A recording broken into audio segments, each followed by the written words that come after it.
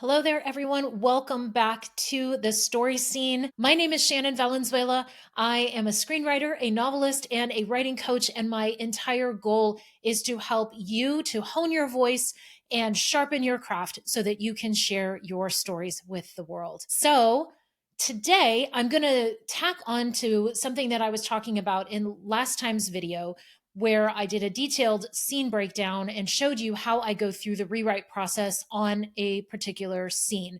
Now, there were a lot of different things that emerged during that particular scene workshop. And I thought that I would drill into just one of those aspects today and give you a little bit more detail around how to make sure that you are maximizing this particular thing for your scene work. So, what is the thing? What is the one thing, the engine that drives and powers your scenes and therefore your entire script? It's conflict. It's conflict. And at first, it might seem like conflict is the easiest possible thing to write. All you have to do, right, is put two characters in a room together and have them argue about something. But that is actually not conflict. What is the kind of conflict that truly serves as an engine that moves your story forward and functions on the scene level, the act level, and the global story level? So, what I want to do in today's video is to just set out for you a little bit more about where conflict comes from in drama and how can we use some examples from some popular stories that we all know and love to help us to understand how this dynamic works so that you can go into each one of your scenes and make sure that it is being powered by conflict. Okay, conflict is the engine, as I've said, that powers your scene. Why does it do that? It is action, reaction, new equilibrium. That is the escalating cycle that is going to propel our stories forward. But if that kind of action and reaction is not coming from the right place, everything feels very superficial. We want genuine conflict that is coming from somewhere deeper than simply, as I said, a difference of opinion about something. So, where does conflict come from then? If you think about where a difference of opinion often comes from, it's not just a thought in the moment. It is grounded deeply in an identity, often, right? Someone who has very strongly held beliefs about something, it's grounded in who they are. It's grounded in their identity. There is something that they believe to be true about the world, whether that is actually true or not. They believe something to be true, and out of that belief comes all of their other opinions, the way they behave in the world, the way they interact with other people. It all comes from what they believe to be true about themselves and about the world in which they live. Now, for our characters in drama, following Aristotle's rules that he set forth for us so beautifully in the Poetics thousands of years ago, what we know to be true is that flawed characters are the most compelling for drama. Flawed characters are the most compelling. That means that when we're talking about a character's belief system, we're often talking about a character's misbelief system. That is, lies that they believe about themselves or about the world, things that aren't true, things they've been conditioned to believe that are not true, and that have to get realigned by the end of the story. This is the corrective journey that your character is on. They need to recognize that they've been wrong about the way that they've been interacting with the world and what they've believed to be true about themselves. There is a lie that they have bought into on a very deep fundamental level. And that is the thing that is powering their decisions until they come to that point in your story, usually around 3/4 of the way through, by the way, where something hits them in the face and they realize that they've been going about this all wrong and that they've been believing things that are not true. And that the only way to solve the problem of the story is to change that, to course correct. Okay. So, for example, one of my favorite story arcs of all time in cinema is the Tony Stark character arc in the Marvel universe. If we watch what Tony Stark's belief system is in the first Iron Man movie and what happens in Avengers Endgame, we can see this very principle in action. Tony Stark in Iron Man starts out as a guy who essentially will not lay down his life for anybody, right? He is, in a sense, the modern superhero version of Rick from Casablanca. I stick my neck out for nobody, right? That's Tony Stark, right? Captain America calls him out in the first Avengers movie and says, "You would not be the guy to lay down on a wire for the other guy, right? You're not that guy." Tony Stark doesn't believe he's that guy, right? But by the end of the story arc, he is that guy. He is the only guy that can do that exact thing, who can lay his life down on the wire for literally all of humanity, right? And by doing so can destroy Thanos. Of course, it costs him his life to do so. Every single story along the way that has Iron Man in it is the process of him working that out, going from this "I will stick my neck out for nobody" to the guy who will lay down on a wire and save the entire universe. Jill Chamberlain in the Nutshell Technique does a really fabulous job of helping us to map this onto story structure.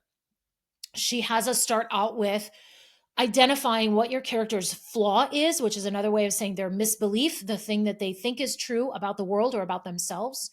And then what is their opposing strength that we're hoping that they develop by the end of the film or the television pilot or the novel or the short story, whatever it is that we are currently working on. And then we look at the main crux moments of a story, the break into Act Two, the point of no return, and the crisis choice moment at the end of Act Two, the break into Act Three. How do those hinge story moments connect to that character's journey from flaw to strength if we're dealing with an Aristotelian comedy, or from strength apparently to flaw, or from flaw to just complete and utter failure, doubling down on the flaw? There's no learning journey there. There was a complete and utter collapse, right, at the in the tragedy. So your conflict in the scene is going to stem from your character's deeply held beliefs about them and about the world. What is that misbelief and the corresponding misbehavior, which is how we articulate that? That's how we show up in the world based on that internal belief system. The misbelief and the misbehavior. Every character in your story has a misbelief and a misbehavior. Every single one, not just your protagonist. Your antagonist has one. Your sidekick characters have one. Your love interest has that. And that's where the conflict is going to come from. That deep, deep level of conflict is going to come from the collision of different people's misbeliefs and misbehaviors in this amazing crucible that is your story, and in the events of the moment that are happening that just serve to bring all of this stuff up to the surface and serve as revelatory ultimately for your character so that they can correct what they are believing about the world. This also is where the character's need and want come from. It is coming from this: what do they perceive to be wrong with their world, and how are they going to fix it? The need and the want is opposed by an obstacle continually. And the obstacle doesn't just have to look like your antagonist, it looks like any character or event or situation that is blocking your character from getting what it is that they think they want or that they deeply need. Okay, that also is a source of conflict. But you can see how, in both of these instances, conflict is coming from deep within. It is not coming from outside entirely. The outside, what events are happening, the situations your character is in, the interactions that they're having with other characters, all of those external situations are only magic and explosive because they are designed by you, the author and god of your story universe, to bring out the worst in your character, right? To create conflict, but conflict that is coming from this deep place where your character's misbelief and misbehavior are being challenged by other characters' misbeliefs and misbehaviors and other people's needs and wants, other people's agendas, and just the global situation and potentially the environment, the setting of the story, right? So all of these elements are coming together in this beautifully orchestrated way to set your character up for this kind of dynamic interaction.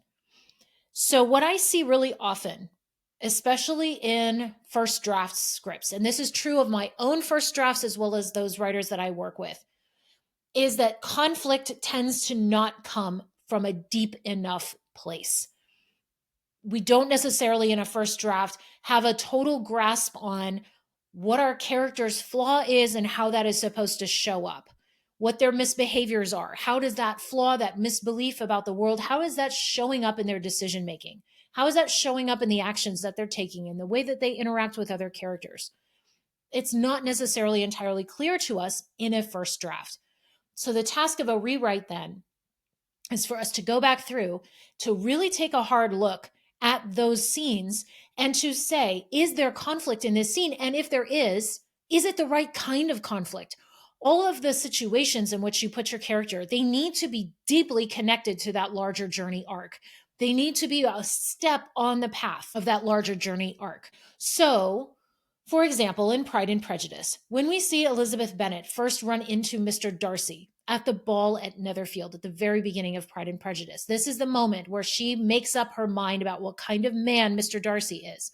And he, in theory, makes up his mind about what kind of woman Elizabeth is. There's a reason the title of the novel in its first form was First Impressions, right? It's sort of that misjudgment in an encounter that they have at this ball. The entire course of the novel, every time Elizabeth Bennet and Mr. Darcy are thrown together in a situation, the entire point of that is designed to put them into conflict that is going to start to reveal to them that maybe they were wrong about one another. And then the question is, are they going to figure that out in time to make it right before it's too late, right? Elizabeth thinks she figures this out much too late.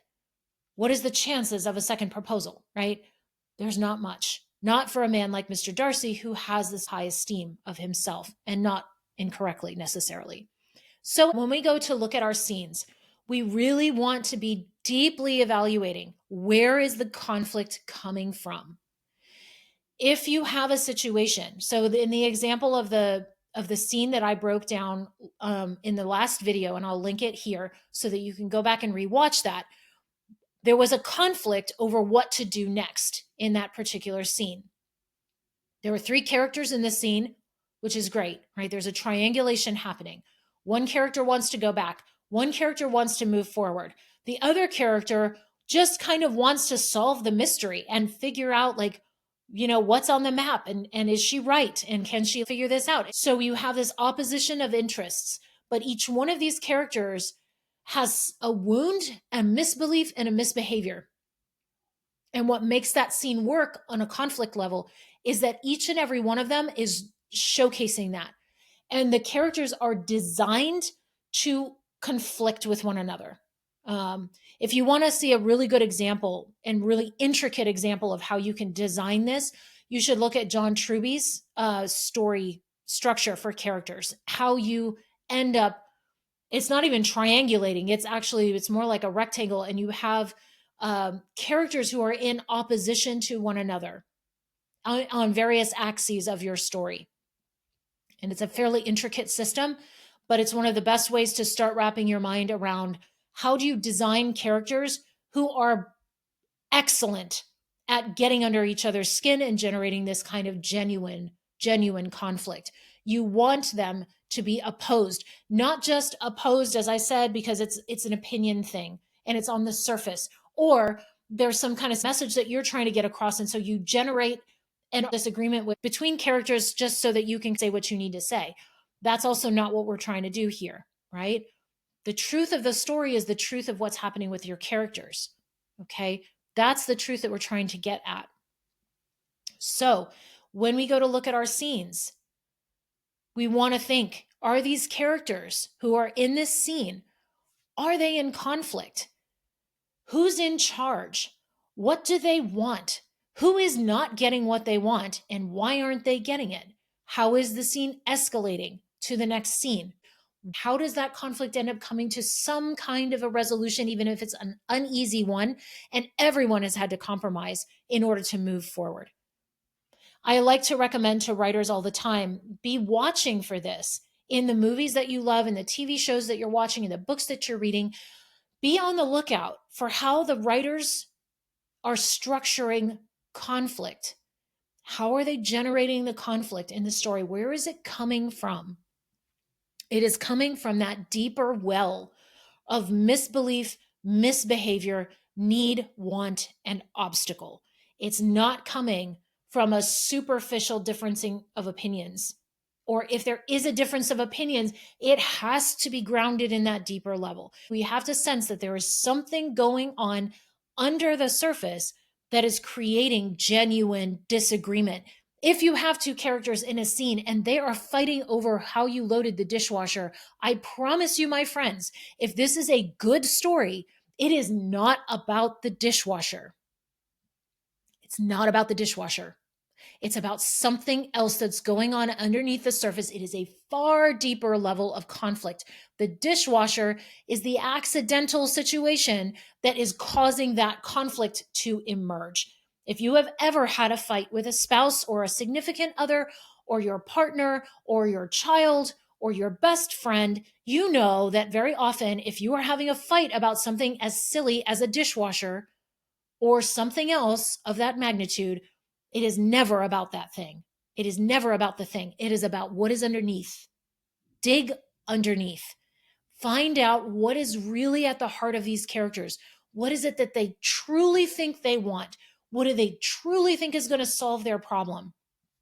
And then every other character, in some way or another, is set in opposition to that character getting what they want. And if you can do that, you will have fireworks in your scene. I hope that was helpful. Let me know in the comments if there are any other deep dives that you want me to do on any of the things that I mentioned in that scene breakdown video. I would love to do a deep dive on those topics as well. So until next time, good luck with your stories and have a great creative week.